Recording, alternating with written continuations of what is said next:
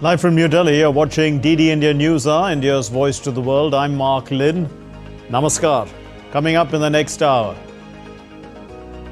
India's Prime Minister Narendra Modi speaks to Netanyahu on the West Asian tension, and he says that it's crucial to prevent regional escalation and to ensure the safe release of all hostages. The Russian president vows to achieve all his goals in Ukraine. The outgoing NATO chief Jens Stoltenberg says Putin's nuclear talk shouldn't stop NATO backing Ukraine. Pakistan cuts 150,000 government jobs, closes 6 ministries and merges 2 others to secure a $7 billion IMF loan. India breathes life into the rain-marred Kanpur cricket test with blitzkrieg of a first innings come declaration. The 5th day holds promise of a result.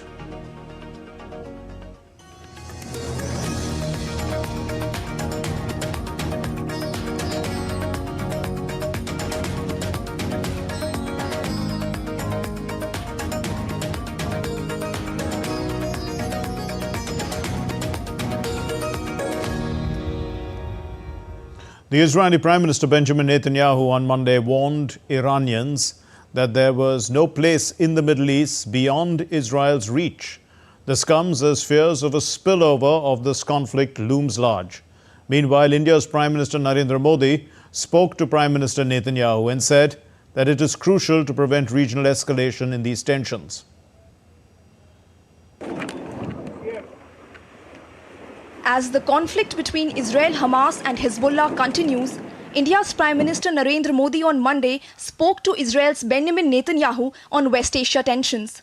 He said terrorism has no place in our world and it's crucial to prevent regional escalation and ensure the safe release of all hostages. He also said that India is committed to supporting efforts for an early restoration of peace and stability.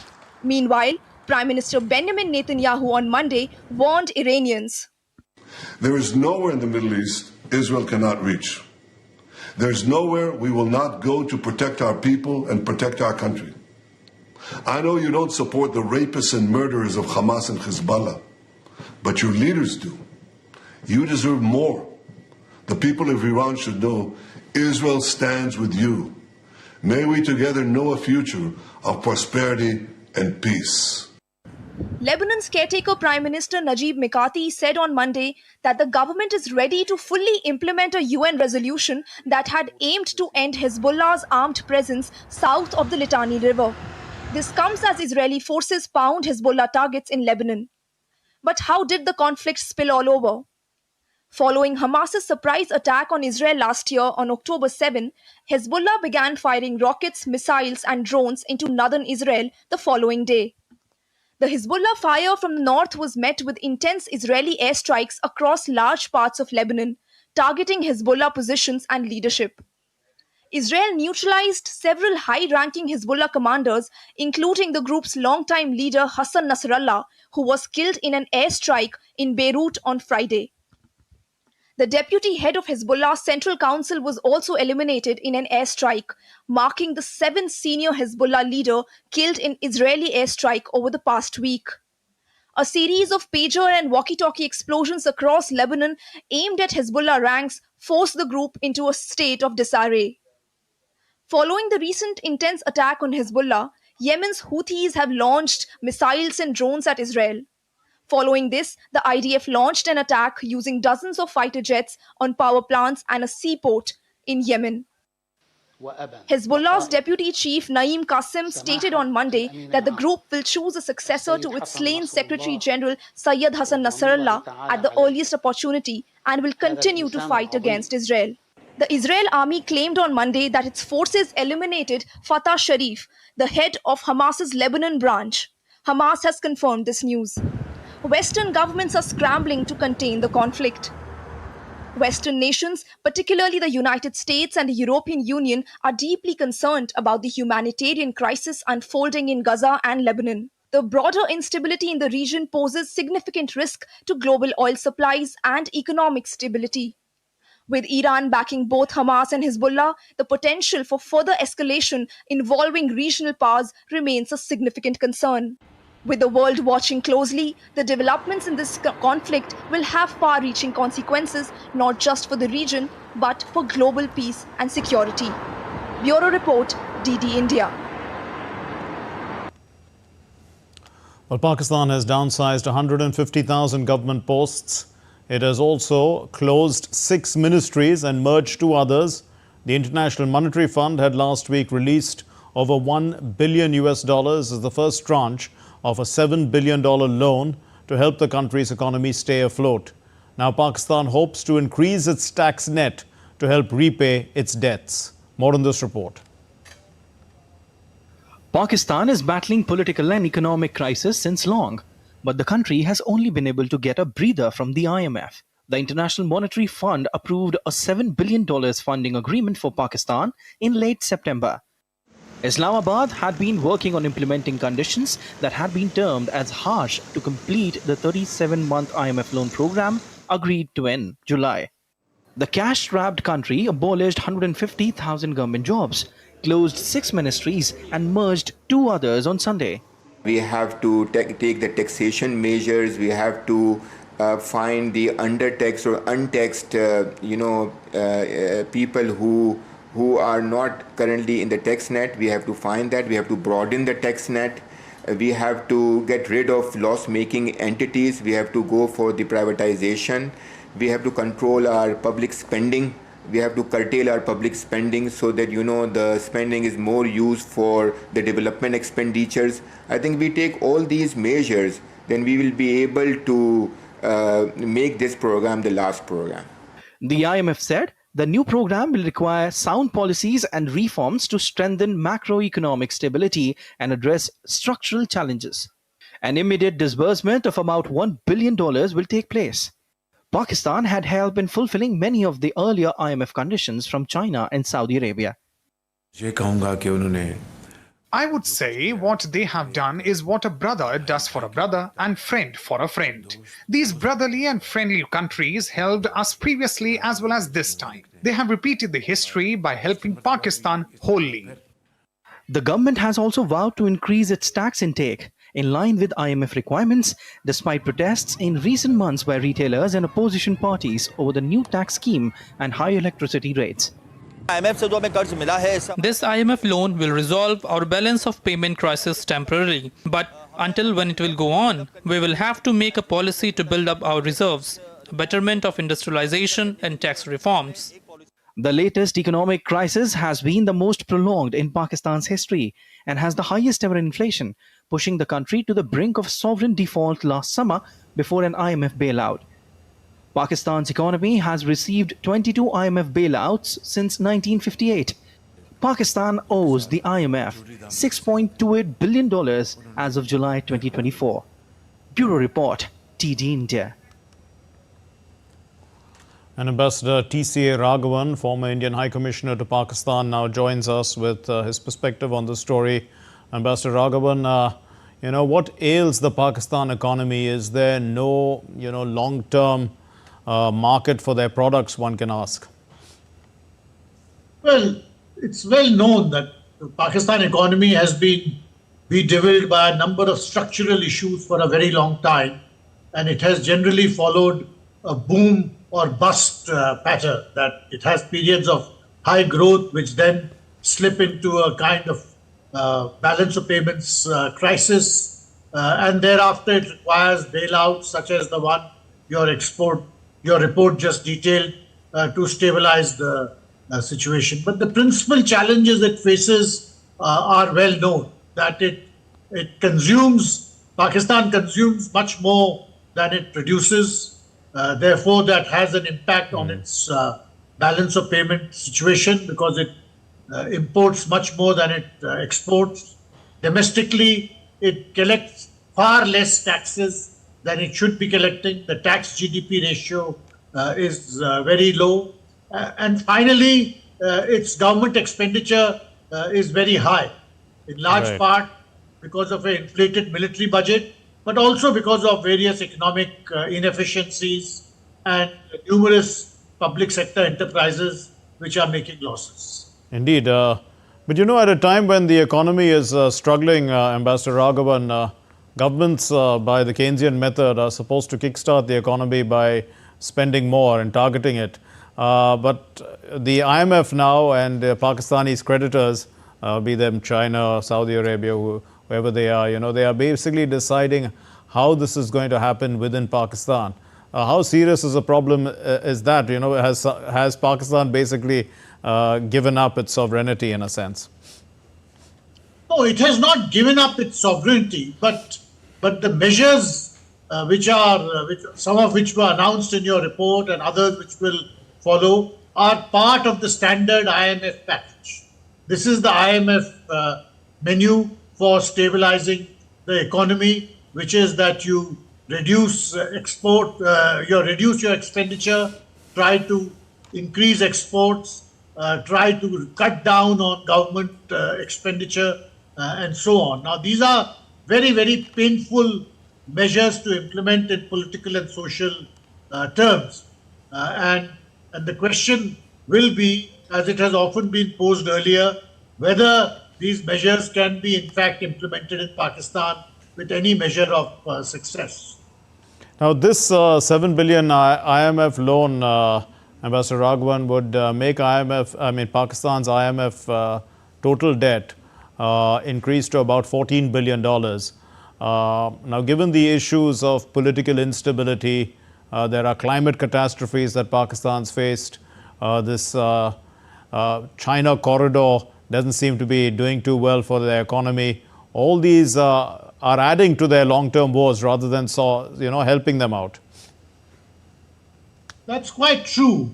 But the central problem confronting Pakistan is the absence of a political consensus on how to address these issues. It's the political polarization in Pakistan which adds a cutting edge to all the numerous challenges and issues which you mentioned. Because in the absence of a political consensus to have sustainable government policies which will address these problems in a meaningful way looks very unlikely. So I would say that the central problem which Pakistan confronts today, yes, of course, is economic, yes, of course, is related to the climate change related calamities it is facing. There is also a major terrorism and national security challenge it faces. But I would say that number one in the priority is the absence of a political consensus and the deep political polarization, which is very evident in Pakistan and in fact, which is growing rather than reducing. We'll leave it there. Thank you very much, Ambassador T.C.A. Raghavan. Thank you for your insights into this story. Now, still to come here on DD India Newshour. The far-right Freedom Party in Austria secures its first national election win since World War II.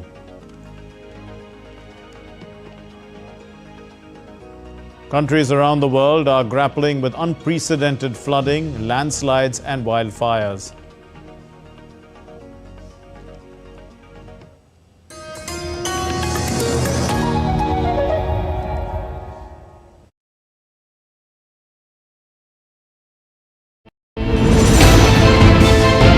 Geopolitics and trade deals. Economic challenges amid development. Hard work and the path to prosperity. It's the economy always. Between walkers, money is what money does and says. Supply creates its own demand. Between the bulls pulls and bears tears. When supply chains globalization and India rises to the podium. We'll get you centered with the Economic Brief at 8 p.m. every Thursday on DD India.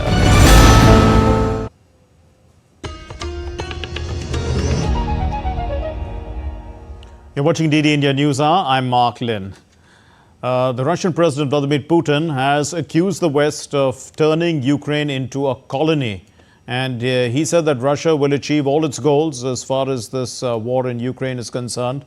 Putin claimed that the West had transformed Ukraine into a military base which is aimed at undermining Russian interests. Here's a report. Russian President Vladimir Putin has pledged that Moscow will achieve all its objectives in Ukraine, marking the second anniversary of Russia's reunification day, the day when Moscow captured 4 Ukrainian regions. Putin said that West has turned Ukraine into their colony. Putin's comments came shortly after one-on-one meeting of Ukraine's Foreign Minister Andrei Sybiga and Hungarian counterpart Peter Szijjártó in Budapest.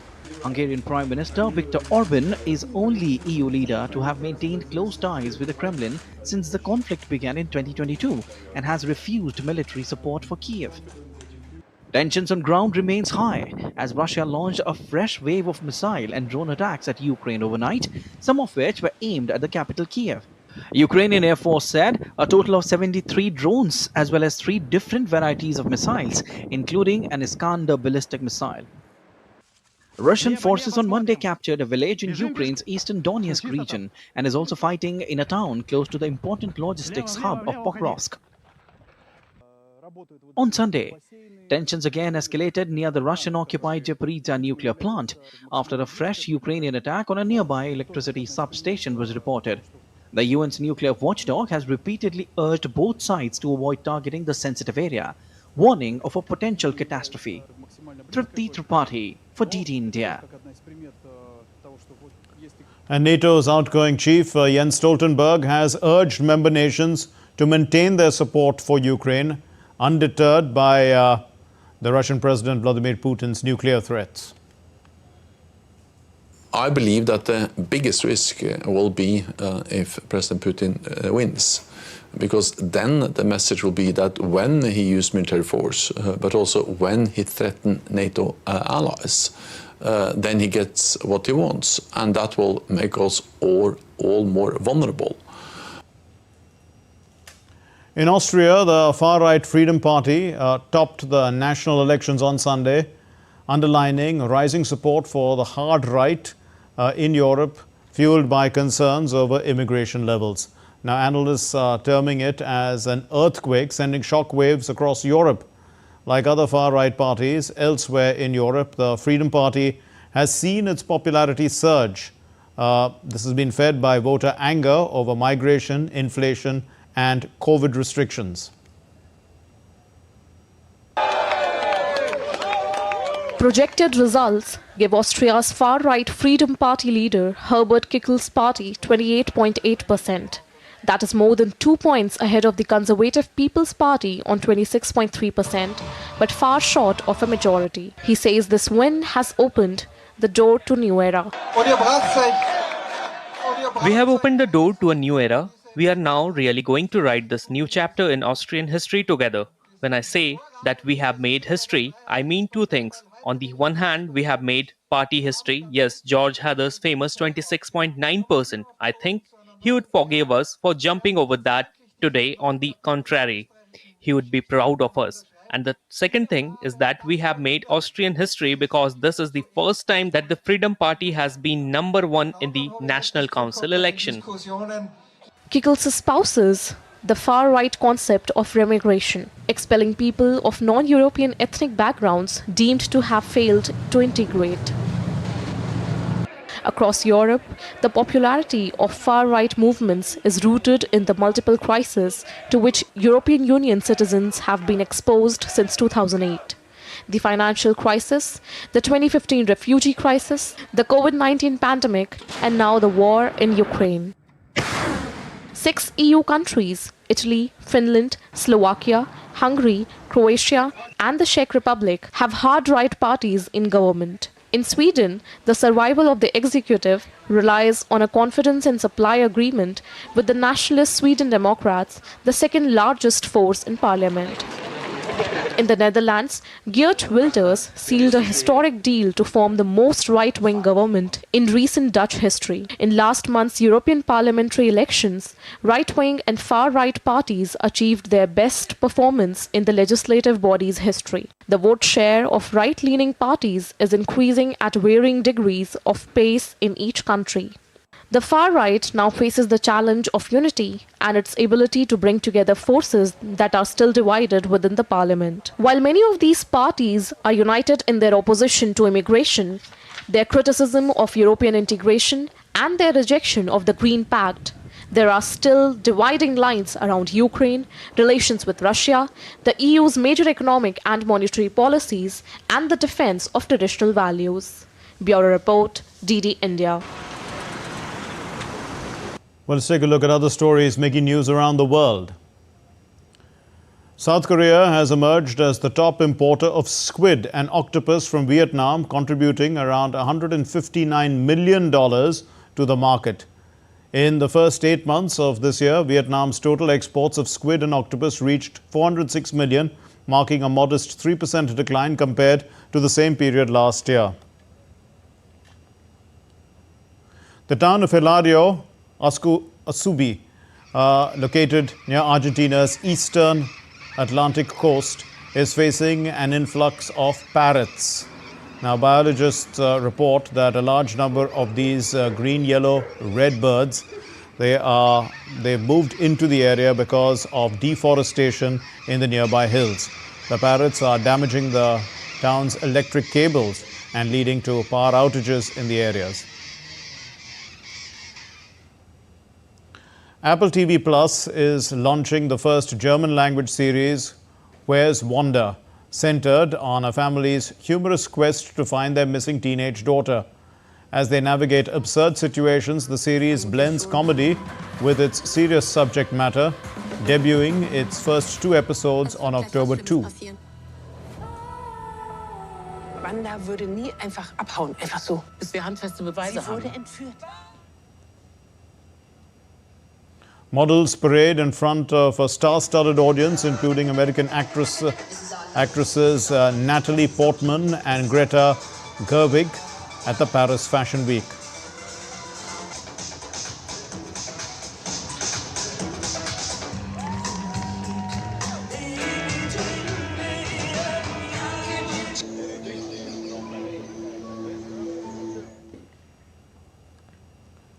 In a major boost to India's tech landscape, thematic hubs have been established under the National Quantum Mission at leading institutions, driving advancements in quantum computing and communication. Additionally, Bharat Gen, which is a government-backed multimodal large language model initiative, was launched to enhance public services with generative AI in Indian languages.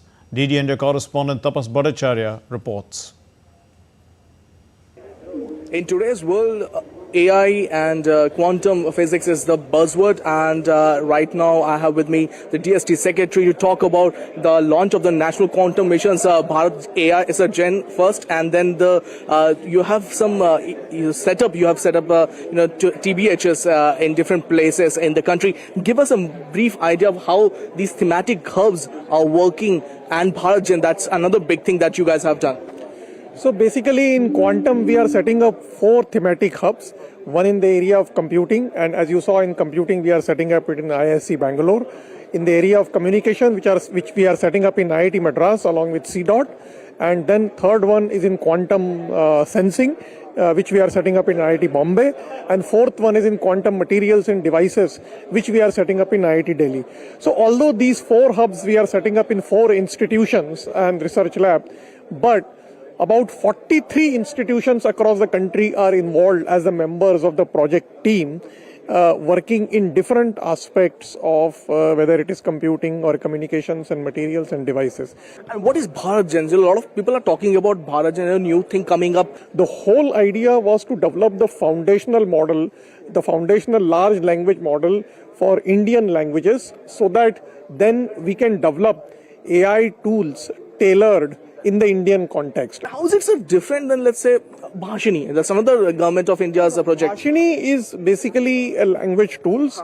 This will be definitely leveraging the expertise of the Bhashini or the Bharat Data Sagar, the data sets which will get generated, because ultimately the foundational models will need the data.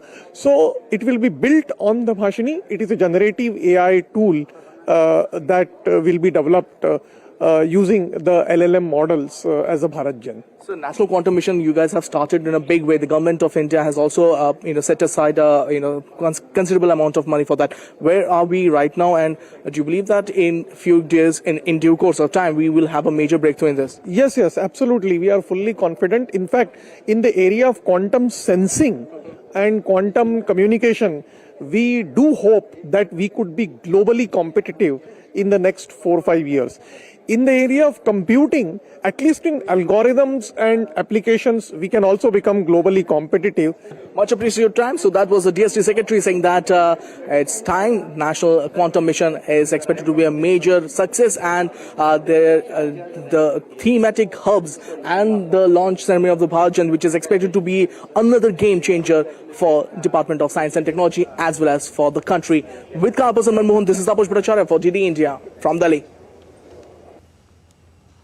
Well, the heritage city of Gujarat, Ahmedabad, is all set now to host the world's longest dance festival, Navratri, where people dance all night long and worship goddess Durga. DD India's Meghna Dev reports.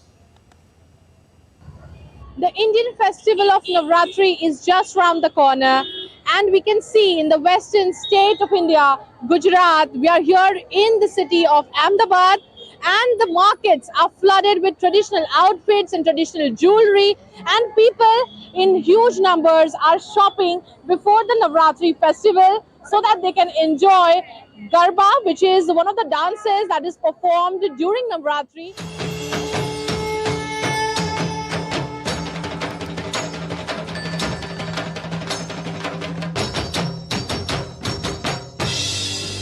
The world's longest dance festival, Navratri, where people dance all night long and worship goddess Durga.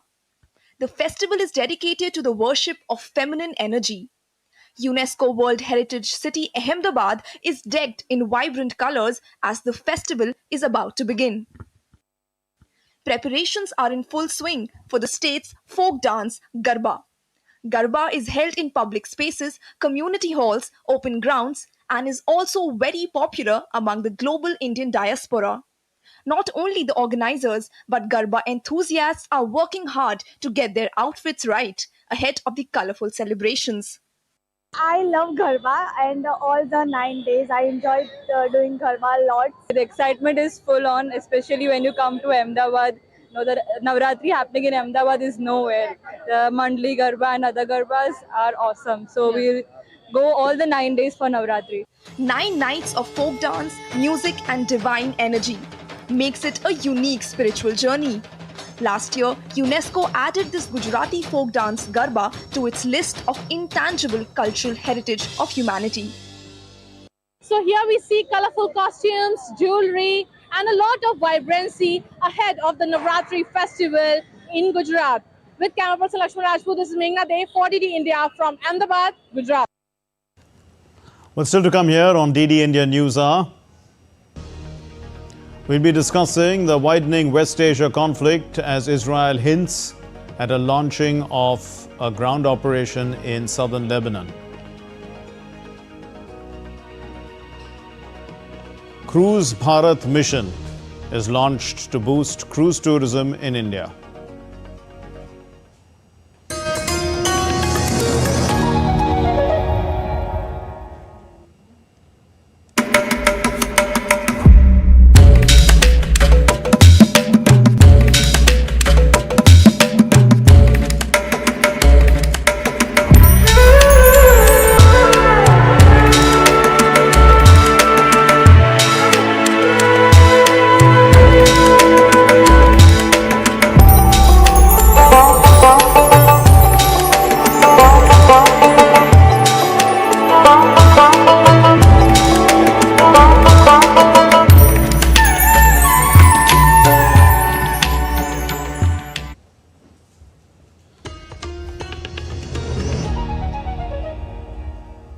You're watching DD India Newshour. I'm Mark Lynn. Here's a recap of our main stories. India's Prime Minister Narendra Modi speaks to Prime Minister Netanyahu of Israel on the West Asia tension. He says it's crucial to prevent regional escalation and to ensure the safe release of all hostages. Russian President Putin vows to achieve all his goals in Ukraine. Outgoing chief of NATO, Jens Stoltenberg, says that Putin's nuclear talk shouldn't stop NATO from backing Ukraine. And Pakistan cuts 150,000 government jobs. It also closes 6 of its ministries and merges 2 others. This is all part of the $7 billion IMF loan, the restructuring measures that Pakistan had to commit to. And now let's go back to our story on the expanding conflict in West Asia. We're joined by Lieutenant General Atta Hasnain, retired, a strategic and security affairs expert. Thank you very much, sir, for being with us. General Hasnain, Netanyahu has just said that nowhere in the Middle East is out of reach of Israel. What does this imply? I mean, they're already fighting on so many fronts, 3 fronts, if I'm not wrong. Well, Mark, I think what Prime Minister Netanyahu has actually said is that he's capable of fighting as many as 7 fronts. They're already fighting in Gaza, they're fighting on the northern front in Lebanon, they've also started targeting the Houthis in Yemen, and obviously the largest target which is being threatened at the moment is the state of Iran. So there are lots and lots of areas which are... Israel is a nation of 9.5 million people, as we are aware, surrounded by a flock of Arab nations. Not all the Arab nations are necessary adversaries. Lots of them are partners in many ways, some of them even as a part of the Abrahamic Accords. But the current crisis is primarily between the Palestinians in the Hamas, Palestinian group in Gaza, and the Hezbollah group, which is not a Palestinian group. It's essentially a Lebanese Shia group sponsored by Iran. And obviously Israel has hit back after the 7th October incident which happened in just off Gaza. And it has taken them almost a year to stabilize Gaza with a primary doctrine of shock and awe, domination, complete domination without looking at anything to do with the degradation of other areas, the collateral, etc. So as a result of this, the Israelis are riding high at the moment militarily and in a position to actually threaten most of the adversaries that they have in the Middle East. General Hasnain, Russia seems to be hinting at supporting Iran at a time like this. Now, what happens if Iran and Syria get directly involved? You see, I would like to remind our viewers that the Russians got involved in 2015 also in northern Iraq at the height of the Syrian civil war to protect their own interests, particularly the port of Latakia on the Mediterranean, etc. But at that particular time, Russia was not involved in any other war or any other standoff. Today, most of the Russian army is involved in Ukraine. All their assets, military equipment and assets have gone into Ukraine. They've even pulled out the troops from Central Asia. They are importing weaponry from China, North Korea, from Iran itself. I'm not sure how much of a position Russia is in to actually extend military support. Political support is something different. Okay. Yes, they can extend political support in the United Nations, in the Committee of Nations around the world, in the Security Council, etc. But beyond that, to militarily support Iran at this time, I would say even the Russia-China combined has a very limited scope of being able to extend a hand to Iran, because China does not get itself physically involved with any kind of warfare in the Middle East. General Hasnain, also, the elimination of the top leadership of Hamas and Hezbollah, is this a mortal blow for them? Or, are these groups in a position to recover if Israel keeps on the pressure? In fact, who is basically supporting them, because they seem to be surviving? Obviously, the support to both Hamas and to Hezbollah has primarily come from Iran, and Iran's doctrine of war as essentially of what is called a proxy war. fighting through proxies rather than doing a direct war.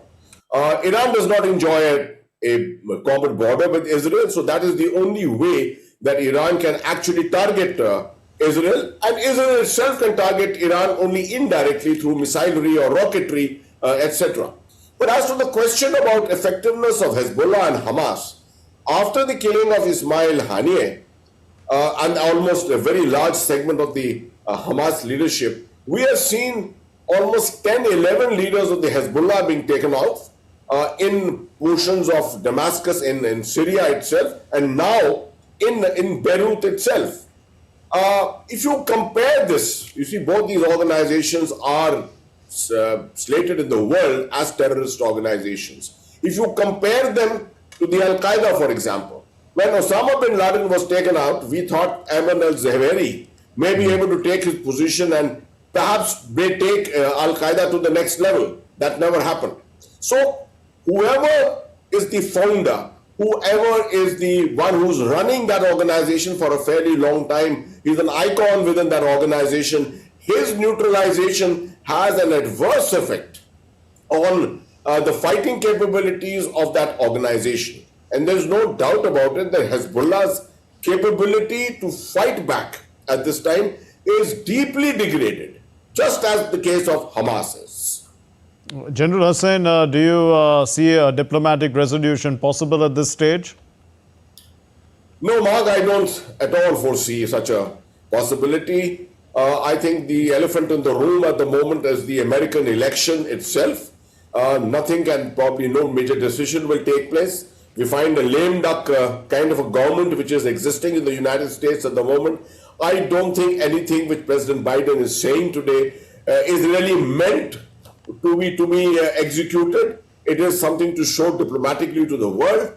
But I think a large-scale sanction has been given to Israel to go ahead and degrade its adversaries to that extent that at least in the near future, they are not in a position to fight back against Israel at any time. If we are talking about expansion, regional expansion or regional escalation, Prime Minister says that that should be prevented. Our Prime Minister Modi, that is. When we look at the large number of Indians living in West Asia, how much of a concern is this for us? Mark, there's no doubt about it. For us, the Middle East is a very important area. We have a diaspora of about 8.5 to 9 million people living all over the Middle East. We have remittances coming there to the tune of about $45 billion every year. So stability of the Middle East is always good news for India. So when the Prime Minister and Prime Minister Modi has invested a lot of time and energy in the stability of the Middle East, our relationship with different countries, with Israel, with Saudi Arabia, with the UAE, and even with Iran to that matter. So when he rings up and advises Prime Minister Netanyahu that there should be no escalation and spread of conflict into the other areas, he obviously means serious business.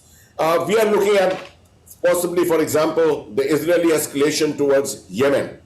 We've seen today a firing of a couple of missiles, and even the Israeli Air Force has taken out a couple of targets in South Yemen.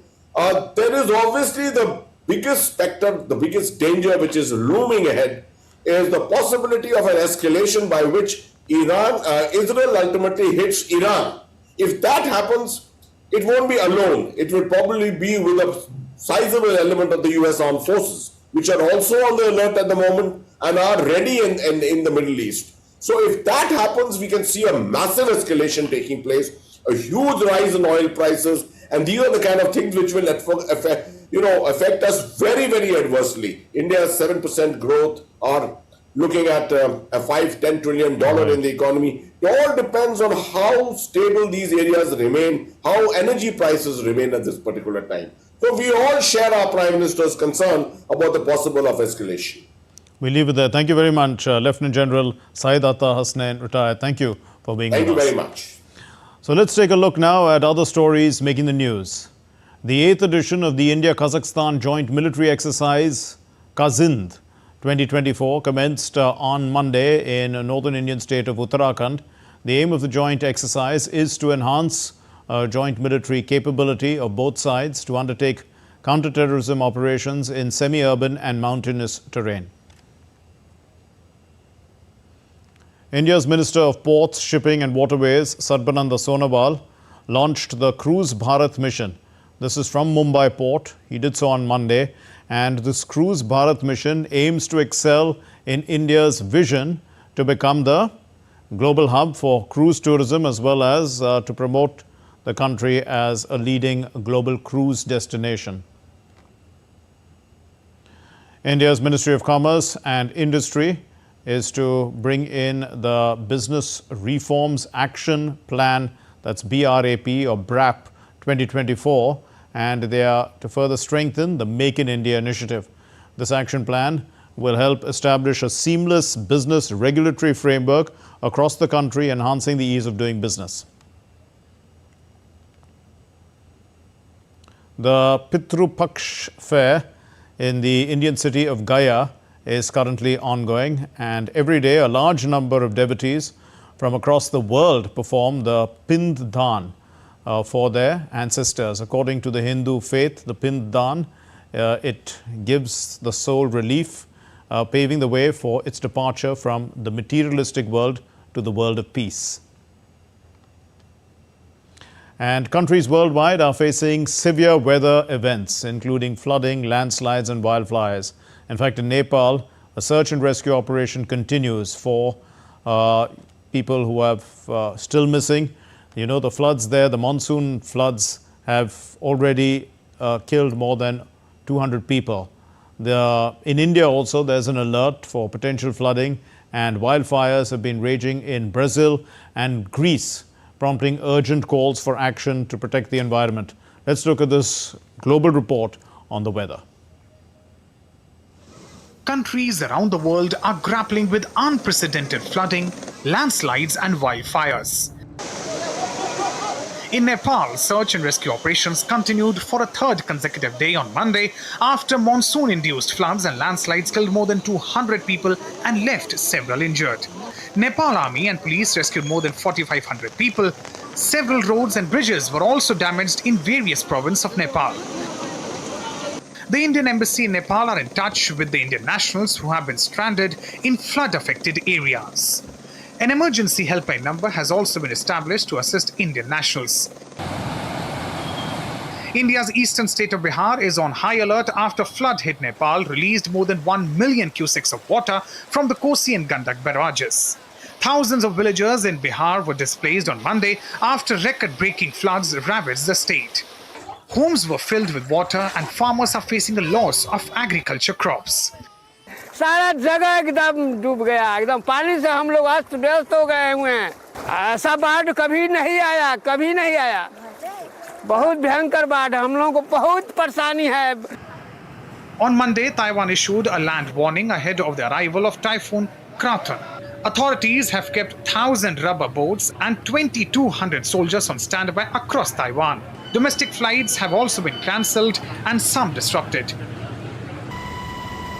Meanwhile, in southeastern United States, authorities began huge cleanup and recovery effort on Sunday. The storm's winds and rains killed at least 90 people in Carolina, Georgia, Florida, Tennessee and Virginia. Tennessee Governor Bill Lee surveyed the widespread destruction left by Hurricane Helene. To state the obvious, over the weekend, with devastating storms in the south. I spoke for a couple hours with leaders yesterday affected by this hurricane, and Governor Kemp of Georgia, Governor Cooper of North Carolina, county officials in the Big Bend region of Florida, and other leaders in South Carolina and Tennessee about the broad and devastating impacts of Hurricane Helene. It's not just a catastrophic storm, it's a historic, history-making storm. Damage estimates range from $15 billion to more than $100 billion in United States due to this catastrophic floods. On the other hand, wildfire also raged Brazil and Greece on Monday. In central Greek region of Corinth, 2 people were found dead in a wildfire which were fanned by strong winds. And in Brazil, indigenous people protested in Sao Paulo, highlighting the escalating destruction caused by Amazon rainforest wildfires. The protesters urged the government to take more assertive action to protect the Amazon. What's still to come here on DD India Newshour? The Indian actor Mithun Chakrabarti to be conferred with this year's Dada Saheb Phalke Award.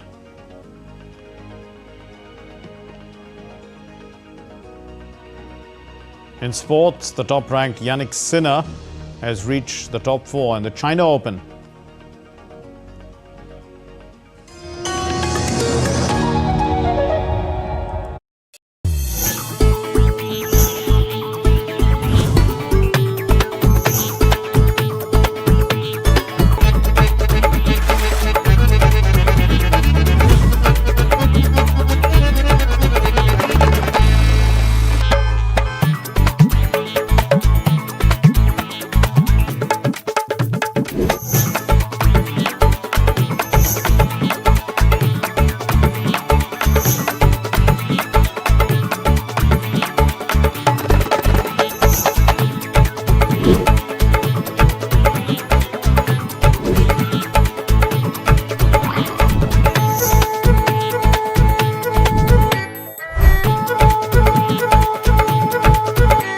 Welcome to Jaipur.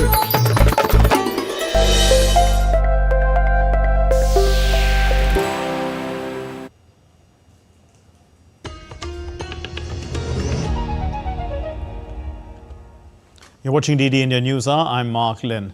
The Indian actor Mithun Chakrabarti has been announced as the recipient of this year's Dada Saheb Phalke Award. He will be conferred with this prestigious award at the 70th National Film Award ceremony, which is going to be on October 8 in New Delhi. And he has worked in both Hindi as well as Bengali cinema. In a career spanning 5 decades, he has been conferred with 3 national awards as well as 2 Filmfare Awards. Let's take a look at this report on his journey by DD India's Diptanshu Kashyap. I am a disco dancer. I am a disco dancer. This legendary Bollywood actor Mithun Chakrabarti will be honoured with Dada Saheb Phalke Award, the highest honour in Indian cinema. He will be felicitated at the 70th National Film Award ceremony on October 8. बहुत ही गौरव की बात है कि मिथुन दा को Dada Saheb Phalke award दिया जा रहा है। मिथुन दा की पूरी ज़िंदगी स्ट्रगल और अचीवमेंट्स का एक कॉम्बिनेशन है। उन्होंने सिनेमैटिक हाइट्स अचीव की है और पब्लिक लाइफ में उनका बहुत बड़ा कंट्रीब्यूशन है। मैं मिथुन दा को बहुत बधाई देना चाहता हूँ। Prime Minister Narendra Modi congratulated and lauded the actor. He took to social media platform X and wrote, "Delighted that Sri Mithun Chakrabarti ji has been conferred the prestigious Dada Saheb Phalke Award, recognizing his unparalleled contributions to Indian cinema. He's a cultural icon, admired across generations for his versatile performances. Congratulations and best wishes to him." जहाँ से मैं आ रहा हूँ कोलकाता के एक ऐसे एक blind लेन से फुटपाथ से लड़के इधर आया हूँ, उस लड़के को इतना बड़ा सम्मान मैं सोच भी नहीं सकता। लिटरली मैं बागरूद हो गया। बस इतना बोल सकता हूँ, ये मैं डेडिकेट कर रहा हूँ मैं अपने फैमिली को और मेरे फैंस पूरे विश्व में जहाँ भी हैं उन सभी को। He was born in a Bengali Hindu family in Kolkata on June 16, 1950. He did his Bachelor of Science in Chemistry from Scottish Church College in Kolkata. Graduated from the Film and Television Institute of India, Pune. Appeared in over 350 films including Hindi, Bengali, Bhojpuri, Tamil, Oriya, Kannada, Telugu and Punjabi. He made his acting debut with Mrigaya in 1976. This debut earned him his first National Film Award for the Best Actor. His rise to stardom in the 1980s was cemented by the 1979 spy thriller Suraksha, followed by hits like Disco Dancer, Dance Dance, Pyar Jhukta Nahi, Kasam Paida Karne Wale Ki, and Commando. Mithun created a record by playing the lead roles in more than 100 films in a decade. He is the recipient of 3 National Film Awards, 2 Filmfare Awards. Earlier in 2024, Mithun was also honoured with the prestigious Padma Bhushan Award. Mithun Chakrabarti's career was not just limited to films. He is a former member of Upper House of the India's Parliament, the Rajya Sabha. Between 1990 and 1999, he appeared in over 100 movies and delivered several outstanding and unforgettable performances. He was also seen in the Kashmir Files. Chakrabarti's web series bestseller was his debut in digital cinema through the OTT platform Amazon Prime. Diptanshu Kashyap's report for DD India. You're watching DD India Newshour. Time now for the sports news. And in cricket, records stumbled as India launched a batting blitz to overtake Bangladesh's first innings total of 233 in just 28 overs, injecting fresh life into this rain-marred second test in Kanpur on Monday. On a frenetic day 4, that's day 4 of this test match, Rohit Sharma's men quickly bowled out Bangladesh and then unleashed batting mayhem, scoring at a rate unprecedented in Test cricket. India reached 50 runs in just 3 overs, 100 runs in 10.1 overs and 200 in 24.2 overs. That's the fastest ever by any Test team in their bid to force a result in a Test which has lost more than 2 days' play because of bad weather. The hosts eventually declared at 285 for 9 and then reduced Bangladesh to 26 for 2 at stumps. Ravichandran Ashwin claimed the wickets of Zakir Hassan as well as Hassan Mahmood. And the top-ranked Yannick Sinner, he defied controversy surrounding his doping case and joined Carlos Alcaraz and Daniil Medvedev in the China Open semi-finals. The defending champion defeated Yeri Lehika. He won 6-2, 7-6, and this is his 14th win in a row. The World Anti-Doping Agency had sought a ban for up to 2 years after Sinner had tested twice. He tested positive for a banned substance in March. Now, the International Tennis Integrity Agency has cleared the Italian of any wrongdoing that happened in August and had allowed him to continue playing. The Indian Army, in collaboration with the Center for Land Warfare Studies, has hosted Army Sports Conclave 2024 at the Manekshaw Center in New Delhi. The event focused on the role and initiatives taken by the Indian Army to shape Indian sports ecosystem and to make India a global sporting powerhouse. Here's a report. The Indian Army has long been a key contributor to India's sporting success. Known for its discipline, physical endurance, and leadership, Indian Army has produced numerous elite athletes. Continuing this tradition, the Indian Army organized the Army Sports Conclave on Monday at Manekshaw Center in New Delhi. The event was graced by India's Sports Minister Dr. Mansukh Mandavia, veteran shooter and Sports Minister of Rajasthan, Colonel Rajyavardhan Singh Rathore, and Chief of Army Staff, General Upendra Dwivedi, along with several senior officers of the Indian Army. The conclave was focused on India's bid to host the 2036 Olympics, stressing collaboration with stakeholders to boost sports infrastructure. On this occasion, Union Sports Minister Mansukh Mandavia highlighted the importance of nurturing skilled coaches to transform India into a sporting powerhouse. मैं देख रहा हूँ हमारे sportsman को तो medal जीत के आते हैं तो उसको बहुत सम्मान दिया जाता है, लेकिन उसके पीछे जिन्होंने शक्ति लगाई है, ऐसे कोच का क्या, उसको कैसे हम सम्मान दे पाए? आज की कॉन्क्लेव में मैं मानता हूं कि मुझे ये रोड मैप के लिए आप मुझे कैसे सुझाव दे सकते हो, मैं उसके बाद तुरंत ही तय कर रहा हूं 5 हमें 2036 में 10 क्रम पे आना है और हम जब होस्ट करते हैं ओलंपिक्स तब मेरा देश का परफॉर्मेंस स्पोर्ट्स में बेस्ट होना चाहिए, उसके लिए हमें प्लानिंग करना है। एक बार पहले कोच बनाना है, कोच निर्माण करना, अच्छा कोच देश में आ जाएंगे तो अच्छे प्लेयर बना देंगे। Veteran shooter and Rajasthan Sports Minister Colonel Rajyavardhan Singh Rathore acknowledged the Indian Army's vital role in producing top-tier athletes. जब मिशन ओलंपिक एक तरह से मिशन के रूप में भारतीय सेना ने लिया तो उससे बहुत बेहतरीन नतीजे आए भारत के लिए। सेना के अंदर खेल, फिटनेस, मुकाबला हर रोज का काम, तो ये बड़ी स्वाभाविक सी बात हो जाती है कि भारतीय सेना नेचुरली इंक्लाइंड रहती है न केवल सेना के लिए बल्कि देश के लिए पदक जीतने के लिए, तिरंगा लहराने के लिए।